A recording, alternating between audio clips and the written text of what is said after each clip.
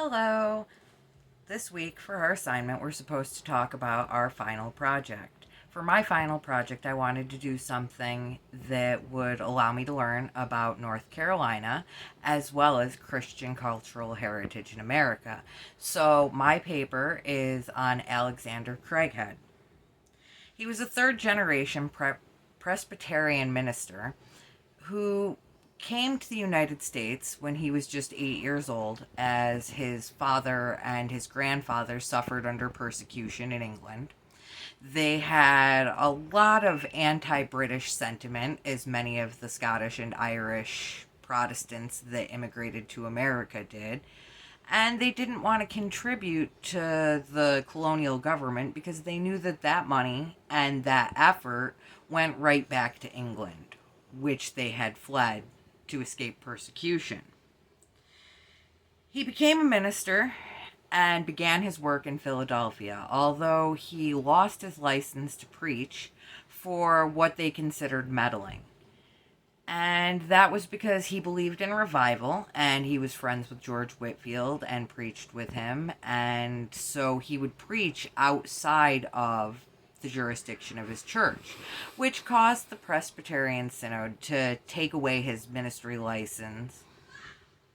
However, he didn't let that stop his goals of continuing to spread God's word, and he inevitably moved to Virginia. However, Virginia at the time was a very English territory run by the Anglican Church, so he found himself right back in the situation that his family had been in prior with Britain and the continued problems with his church. But he also suffered in Virginia from Indian attacks and attacks by the French during the French and Indian War.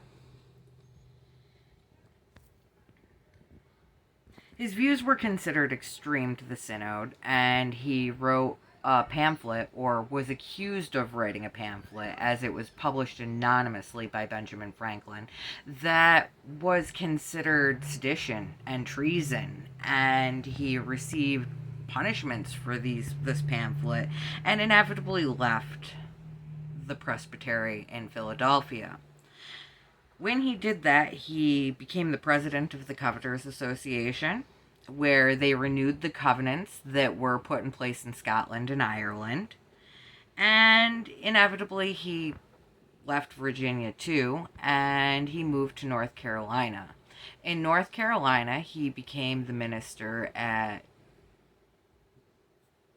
Rocky Church and Chagall County and Chagall Creek Church, where he actually contributed to the development of Mecklenburg County, which is in Charlotte, North Carolina, by doubling their population when all of the Presbyterians moved there following him from Windy Cove.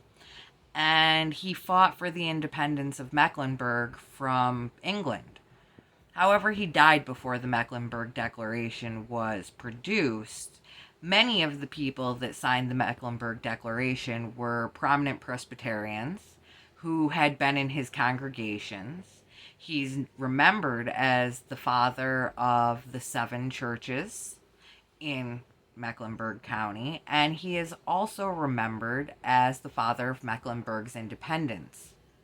Many of the people that learned or heard his preaching contributed to the American Revolution and fighting for American independence.